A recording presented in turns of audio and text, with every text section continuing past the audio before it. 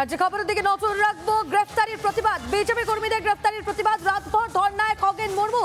গতকাল দুপুর থেকে চলছে বিক্ষোভ, এখনো মালদহের চাঁচল থানার সামনে বিক্ষোভ। নেতা কর্মীদের নিয়ে ধর্নায় বিজেপি সাংসদ। এখনো সাংসদের সঙ্গে দেখা করলেন না আইসি কে দেখা না করা অবধি এই বিক্ষোভ আন্দোলন চলবে। পুলিশকে চরম হুঁশিয়ারি বিজেপির। কয়েকদিন আগে সংঘর্ষ হয় তৃণমূল বিজেপির। চাঁচল থানার এসআই কে বেল্ট দিয়ে মারধরে নাম জড়ায় তৃণমূল নেতা জয়ন্ত দাসের, কিন্তু অভিযুক্ত তৃণমূল নেতাকে ধরেনি পুলিশ। পুলিশের ভূমিকায় প্রতিবাদে বিক্ষোভ বিজেপির। এই ঘটনায় গ্রেফতার করা হয়েছে বিজেপি কর্মীদের। গতকাল দুপুর থেকে চাঁচল থানার সামনে তারই প্রতিবাদে চলছে বিক্ষোভ। কয়েকদিন আগেই তৃণমূল বিজেপির সংঘর্ষ, সেই সংঘর্ষে চাঁচল থানার এসআই কে বেল্ট দিয়ে মারধরে নাম জড়ায় তৃণমূল নেতা জয়ন্ত দাসের। মারধরের ঘটনায় গ্রেফতার করা হলো বিজেপি কর্মীদের, কিন্তু অভিযুক্ত তৃণমূল নেতাকে ধরেনি পুলিশ। বিজেপি কর্মীদের গ্রেফতারের প্রতিবাদে গতকাল দুপুর থেকে চলছে বিক্ষোভ। এখনো মালদহের চাঁচল থানার সামনে বিক্ষোভ করছেন সাংসদ খগেন মুর্মু। লাগাতার প্রতিবাদ আন্দোলন বিক্ষোভ চলছে। গতকাল দুপুর থেকেই চাঁচল থানার সামনে কার্যত বিক্ষোভ দেখাচ্ছেন খগেন মুর্মু এবং এখনো সেই বিক্ষোভ প্রতিবাদ চলছে। যতক্ষণ না উনি আসবেন, ওখানে হরিশ্চন্দ্রপুরে আসতে বাধ্য হয়েছিল।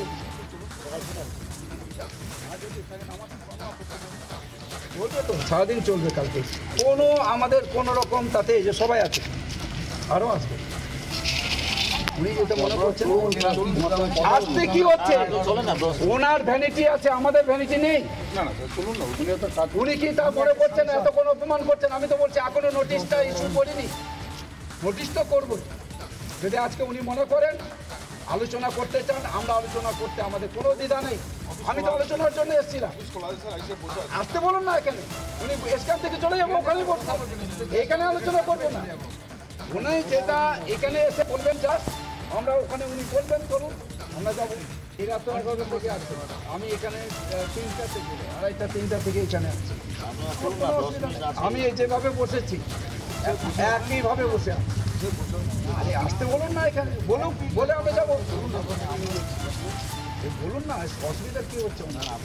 এটাকে ওই হরিশ্চন্দ্রপুরের মতো করছেন, আমি দেখতে চান। হরিশ্চন্দ্রপুরে করেছিলাম কিন্তু আমি উঠিনি, যতক্ষণ না উনি আসবেন। ওখানে হরিশ্চন্দ্রপুরে আসতে বাধ্য হয়েছিল।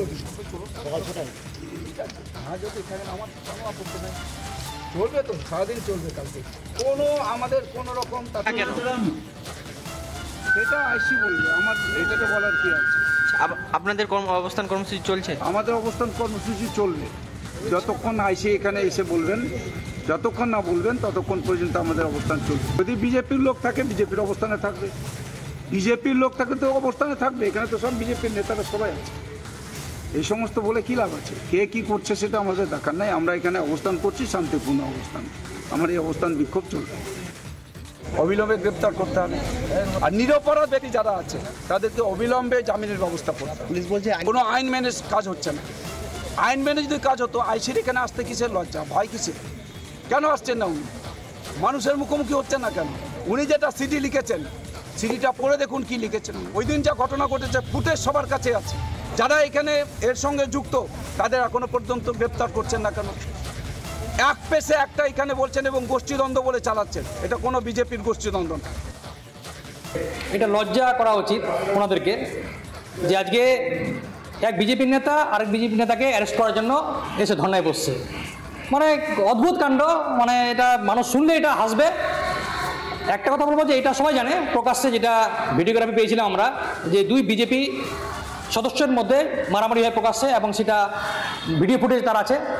এবং একজন অ্যারেস্ট হয়ে পুলিশ প্রশাসন তার নিজের কাজ করছে, যেভাবে হয়েছে ওনারা আপ্রাণ চেষ্টা করেছে এবং অ্যারেস্ট করেছে। কিন্তু উনি একটা সাংসদ, উনি যে এভাবে একটা বিজেপি ক্যান্ডিডেটকে ধরার জন্য মানে এসে ধর্নায় বসতে হবে ওনাকে, মানে এটা হাস্যকর ছাড়া কিছু ব্যাপার নয়। নানা ধরনের কন্টেন্ট দেখার জন্য লাইক করুন, শেয়ার করুন আমাদের ফেসবুক পেজ, সাবস্ক্রাইব করুন আমাদের ইউটিউব চ্যানেল। পাশাপাশি অন্যান্য ব্রেকিং নিউজের জন্য অবশ্যই চোখ রাখুন রিপাবলিক বাংলায়।